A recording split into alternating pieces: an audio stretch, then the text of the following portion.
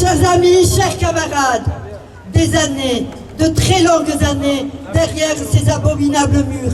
Et c'est toujours la même émotion et la même détermination en écho de votre mobilisation solidaire.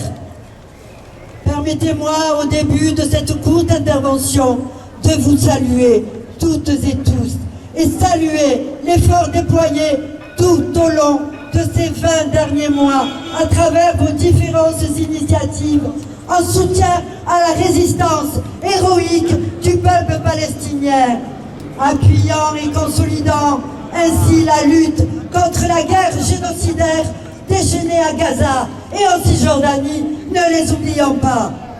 Certainement, par ce temps de crise globale, pluridimensionnelle du capitalisme mondialisé, de cette guerre de fascisation et de répression, plus que jamais, le soutien le plus significatif que l'on peut apporter aux camarades emprisonnés consiste avant tout d'inscrire cette solidarité dans la dynamique globale de la lutte en cours.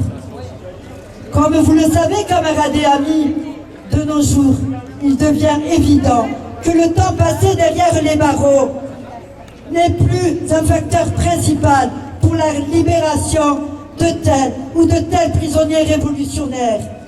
Inutile donc de s'attarder longtemps sur les diverses accusés judiciaires évoquées par tel procureur ou tel président lors des audiences des masses populaires et les protagonistes de la lutte révolutionnaire agissant. Les réactionnaires de tous bords cherchent par tous les moyens à transformer les prisonniers révolutionnaires d'une référence de lutte à un exemple servant à terroriser les rebelles récalcitrants. C'est bien pourquoi il leur faut absolument, à défaut de pouvoir les briser, afin qu'ils abjurent et renient leurs convictions, les enterrer vivants, ainsi s'en servir pour peser sur le moral de ceux et de celles qui luttent. Cela étant, la libération de tel ou tel camarade prisonnier est toujours en fonction de la mobilisation qui s'inscrit dans la dynamique globale de la lutte en cours. En effet, il libère le prisonnier révolutionnaire seulement quand il se rend compte que son incarcération commence à peser plus lourd que les possibles menaces inhérentes à sa libération. C'est justement pourquoi la solidarité la plus appropriée sur le terrain de la lutte réellement en cours, c'est à la lumière de ce constat que l'on peut réfléchir aux possibilités des échéances judiciaires en vue. Très chers amis, très chers camarades, force est de constater que c'est en fonction de ces innombrables initiatives solidaires, de la lutte des masses populaires palestiniennes et surtout ce sursaut enthousiasmant de la jeunesse agissante en Palestine, en Europe et partout dans le monde. Levez-vous, jeunesse, sur le fond d'une crise globale, pluridimensionnelle, du capitalisme mondialisé et de l'exaspération de toutes ces contradictions, qu'il y a eu un fléchissement de certains gouvernements en Europe quant au génocide en cours à Gaza et en Cisjordanie. L'entité sioniste est de plus en plus difficilement présentable sur la scène internationale. C'est bien pourquoi le gouvernement suprémaciste de Netanyahou s'engage dans une guerre contre l'Iran ces jours-ci en rappelant que l'implantation israélienne dans la région arabe est un projet vendu par ses créateurs comme faisant partie du rempart qui protège l'Europe de l'Asie. Nous ferions office de poste avancé de la civilisation contre la barbarie. Herzl.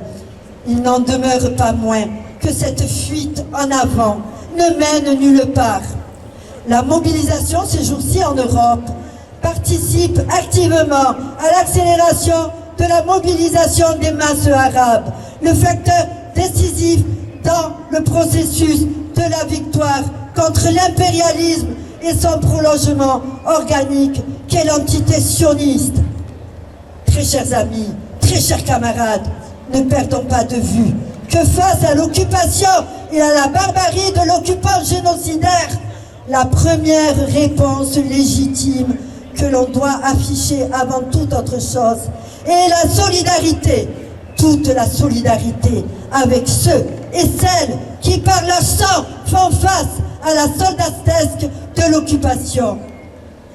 Comme vous pouvez imaginer ces jours-ci, les conditions de détention dans les geôles sionistes sont plus que cauchemardesques. Pour faire face, la solidarité internationale s'avère être une arme plus qu'indispensable. Faisons-en bon usage. Tout naturellement, les masses populaires palestiniennes et leur avant-garde révolutionnaire peuvent toujours compter et doivent pouvoir compter sur votre mobilisation et votre solidarité active.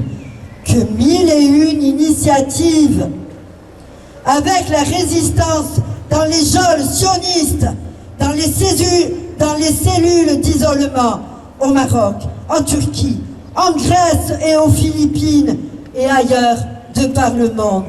La solidarité, toute la solidarité avec les résistants dans les geôles sionistes et dans les cellules d'isolement. La solidarité, toute la solidarité avec les prolétaires en lutte.